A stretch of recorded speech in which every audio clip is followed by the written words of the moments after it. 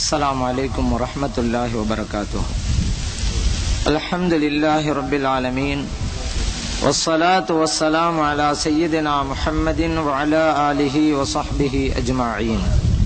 وما توفيقي إلا بالله لا حول ولا قوة إلا بالله العلي العظيم. سبحانك لا علم لنا إلا ما علمتنا إنك أنت العليم الحكيم.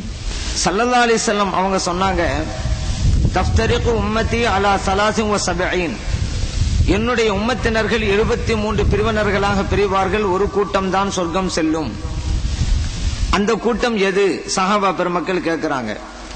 மா அன அலைஹி வா ஸஹாபி, நான் எந்த பாதையில் செல்கின்றேனோ அந்த பாதையை தேர்ந்தெடுத்த நன்மக்கள், எனது தோழர்கள் எந்த பாதையிலே செல்கிறார்களோ அந்த பாதையை தேர்ந்தெடுத்த நன்மக்கள் அப்படின்னு சொல்லிட்டாங்க. இது திருமிதியில பதிவு செய்யப்பட்டிருக்கிறது.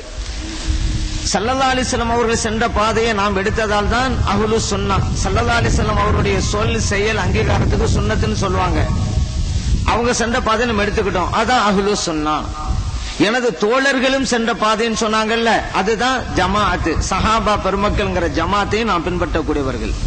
இப்ப நம்ம யோசிச்சு பார்க்கணும், சொர்க்கத்துக்குரிய கூட்டம் எதுவென்று ஸல்லல்லாஹு அலைஹி வஸல்லம் அடையாளம் காட்டும் போது குர்ஆனையும் ஹதீஸையும் பின்பற்றக்கூடியவர்கள் சொல்லல.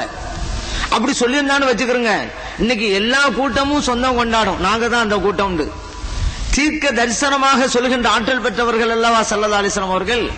அதனால இந்த குர்ஆன் ஹதீஸ் பின்பற்றவங்கன்னு சொல்லாம கரெக்டா சொன்னாங்க, நான் சென்ற பாதை எனது தோழர்கள் சென்ற பாதைன்னாங்க. இன்றைக்கு உறுதியாக சொல்ல முடியும், சுன்னத் வல் ஜமாத்தினர் மட்டும்தான் நபிகள் நாயகம் ஸல்லல்லாஹு அலைஹி வஸல்லம் அவர்களையும் அவர்களுடைய அருமை தோழர்களையும் பின்பற்றக்கூடியவர்கள். ஏன்னா நமக்கெல்லாம் தெரியும், இன்னைக்கு வஹாபியெல்லாம் என்ன சொல்றாங்க, சஹாபா பெருமக்கள் எல்லாம் பின்பற்ற அவசியம் கிடையாதுங்க அப்படிங்கிறாங்க. தெளிவாகி போச்சு, அவங்க சொர்க்கத்துக்குரிய கூட்டம் அல்ல அப்படிங்கிறது தெளிவாகி போச்சு. நம்ம சொல்றோம் சஹாபா பெருமக்களை பின்பற்றண்டாண்டு. இப்ப அவங்க என்ன சொல்லுவாங்க, ஏங்க சஹாபா பெருமக்களை பின்பற்ற வேண்டியதானே, ஹதீஸ்ல வந்திருக்கேன்னு கேட்டா அதெல்லாம் லைஃபான ஹதீஸ். லைஃபான ஹதீஸா? லைஃபான ஹதீஸ் சொன்னா முதலாக நீங்கள் நெஞ்சிலிருந்து கையை எடுக்க வேண்டும் தொழுகையில. ஏன்னா அது பக்கா லைஃபான ஹதீஸ். நெஞ்சு மேல கை கட்டிக்கிட்டு நீங்க லைஃப்னு சொல்றீங்கள, அந்த ஹதீஸ் சஹீஹ் என்று நிரூபிக்க முடியுமா? ஆதாரபூர்வமான ஹதீஸா நிரூபிக்க முடியுமா? அது பலவீனமான ஹதீஸ்ல. ஏன்னா அந்த அறிவிப்பாளர் வரிசையில முஹம்மது என்பவர் இடம்பெறுகிறார். இந்த ஹதீஸ் இருக்கிற இப்னு ஹுஸைமாங்கிற கிதாபிலேயே பக்கத்தில் எழுதி வச்சிருக்கிறாங்க, இந்த ஹதீஸ் பலவீனமானது. ஏன்னா அறிவிப்பாளர் வரிசையில முஹம்மது என்பவர் வருகிறார், அவர் ஸய்யுல் ஹிஃப்தி, மனன சக்தி சரியில்லாதவர். எந்த கிதாபிலேருந்து இந்த ஹதீஸ் எடுக்கிறாங்களோ பக்கத்தில் எழுதி வச்சிருக்கிறாங்க, இது பலவீனமானது. பலவீனமான ஹதீஸை எடுத்துக்கிட்டு நெஞ்சில கைய கட்டிக்கிட்டு நீங்க சொல்றீல பலவீனமான ஹதீஸா இருக்குது, சஹாபா பெருமக்களை பின்பற்றதெல்லாம் அது நாம பின்பற்ற மாட்டோம், இப்படி சொல்வதற்கு என்ன அருகதை இருக்கிறது உங்களுக்கு? இது பலவீனமானதுதான். இதே ஹதீஸ் அஹ்மதுல வருது, அதனால நாங்க கட்டுறோம். அது இதுவிட மோசமாவும் இருக்குது. என்னமோ நினைச்சுக்கிற நம்மளாம் போய் கிதாபை பார்க்க மாட்டோம் நினைச்சுக்கிறது. அந்த அதுல பார்த்தா குபைசா என்பவர் இடம்பெறுகிறார், சிமாக் என்பவர் இடம்பெறுகிறார். அப்படியானால் மிகவும் பலவீனமான ஹதீஸா அது இருக்கிறது. நம்ம பல தடவை அறிவிச்சிருக்கிறோம், நெஞ்சுக்கு மேல கை கட்டுற ஹதீஸ ஆதாரபூர்வமானது நிரூபிச்சுட்டா 1 லட்சம் ரூபாய் பரிசு.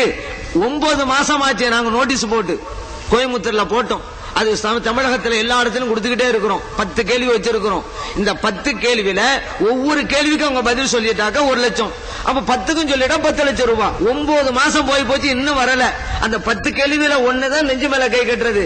சஹீஹானது ஆதாரபூர்வமானதுன்னு சொன்னா நிரூபிச்சது பணத்தை வாங்கிட்டு போக வேண்டியதானே.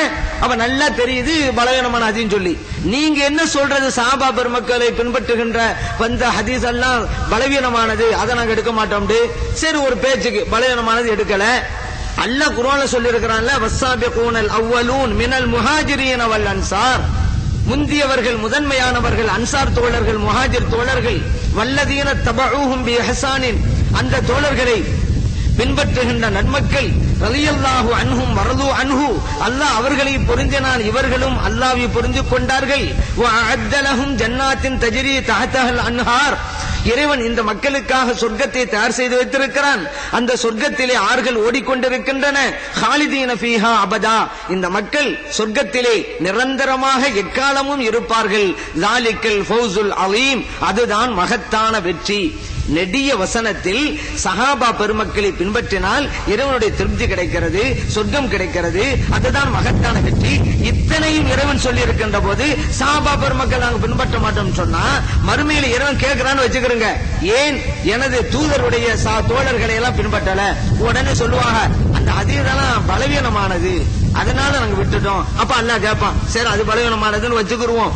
நான் என்னோட குர்ஆன்ல சொன்னேன்ல சஹாபா பெருமக்கள் எல்லாம் பின்பற்றனா அதுதான்ப்பா மகத்தான வெற்றின்னு சொல்லி, அந்த ஆயத்தை நீ எந்த லைஃப்ல போய் சேர்த்த, ஏன் பின்பற்றல அப்படின்னு கேட்டா இந்த வஹாபிகள் இறைவனத்தில் என்ன பதில் சொல்வார்கள்?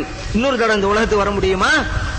இறைவனை தெரியாதனமா அப்படி போயிட்டேன், இன்னொரு தடவை அனுப்பு உலகத்துக்கு, நான் அஹ்லுஸ் சுன்னா வல் ஜமாத்தில் இருந்துட்டு கரெக்டா வர்றேன் அப்படி ஒரு வேண்டுகோள் வைக்கிறான்னு வச்சுக்கிறேங்க, அல்லாஹ் அனுப்பி வைப்பானாங்க? ஒரு தடவை தானங்க, ஒரு சான்ஸ். இதை ஒழுங்கா பயன்படுத்தலன்னு சொன்னா அவரை யாரு பாதுகாக்கிறது? இன்னும் யாருடைய சொல்படி கேட்டுக்கிட்டு இவங்க போறாங்களோ அவங்களாம் வந்து பாதுகாக்க போறாங்க கை கொடுத்து?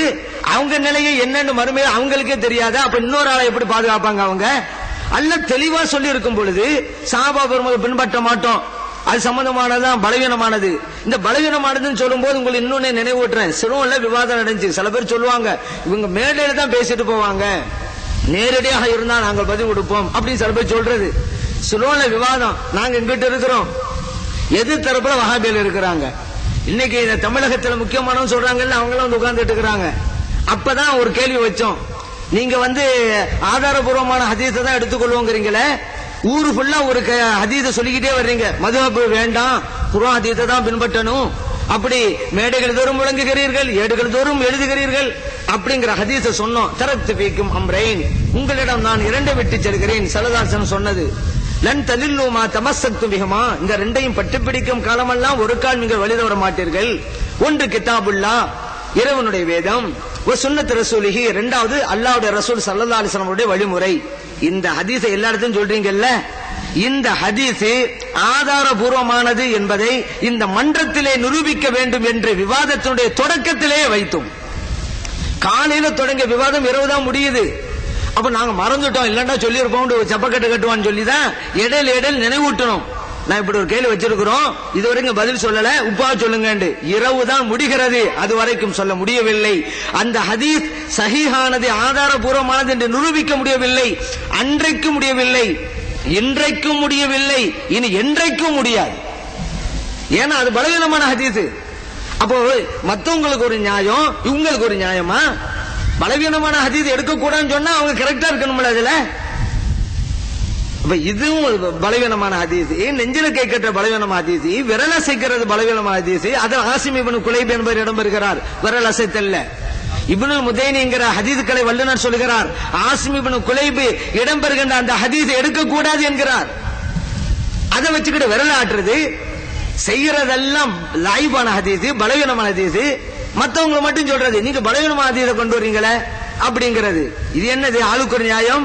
எதிலும் நிலை இல்லாதவர்கள் இந்த வஹாபிகள்.